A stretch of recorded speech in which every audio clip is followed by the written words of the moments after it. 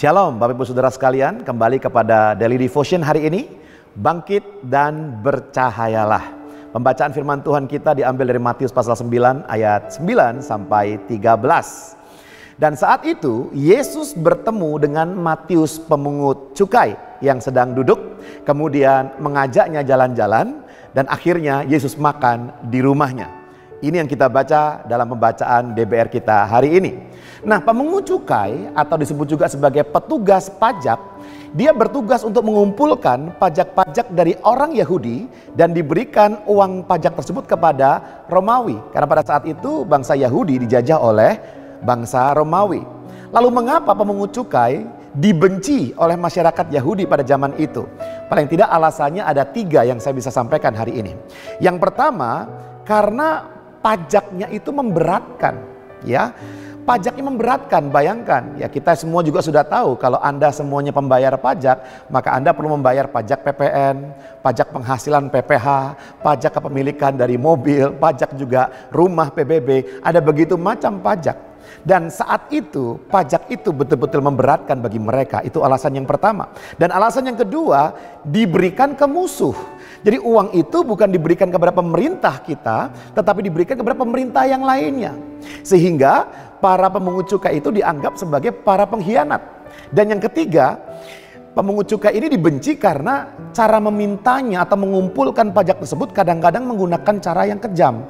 Kadang-kadang menggunakan cara yang tidak kekeluargaan begitu. Ya, ada paksaan di dalamnya. Nah, bagi orang Farisi juga pemungut cukai dianggap haram dan najis. Karena kerap kali terjadi korupsi atau permainan uang di dalamnya. Sehingga orang Farisi pun menjauhi pemungut cukai. Jadi kita tahu bersama-sama saat itu pemungut cukai mempunyai sebuah gambaran atau nilai dari masyarakat yang tidak baik. Namun Yesus justru mendekatinya, bukan menjauhinya. Yesus justru mendekati orang-orang yang dianggap harus dijauhi, justru ia dekati, ya. Dan kita lihat hingga akhirnya ahli Taurat orang Farisi komplain dengan apa yang Yesus lakukan. Dan mari kita lihat, mari kita baca dalam Matius pasal 9 ayat 12, Yesus menjawab orang Farisi seperti ini. Bukan orang sehat yang memerlukan tabib, tetapi orang sakit, ya. Jelas sekali, kita datang ke dokter karena kita sakit. Kita beli obat ke apotek karena kita sakit dan kita ingin sembuh. Tetapi Tuhan berkata kepada kita semuanya, bukan orang sembuh, bukan orang sehat yang membutuhkan dokter. Betul, Yesus mengumpamakan dirinya sebagai dokter yang mendatangi orang-orang sakit, memberikan kepada mereka kesembuhan.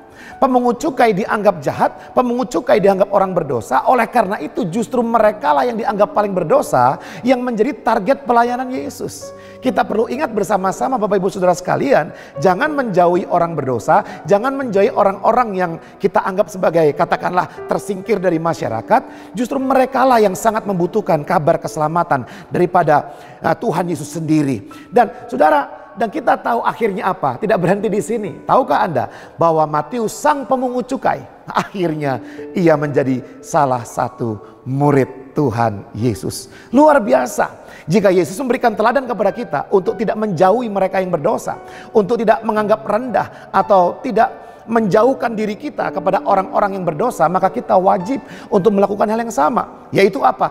Carilah orang-orang sakit. Carilah orang-orang berdosa, carilah orang-orang yang hidupnya jauh daripada Tuhan, dan kita dekati mereka. Siapa tahu mereka menjadi murid Kristus juga. Nah, bagaimana cara aplikasinya firman Tuhan yang kita baca hari ini? Mari, yang pertama, keluarlah dari area kenyamanan Anda dan mulailah masuk dalam zona tantangan. Apa maksudnya?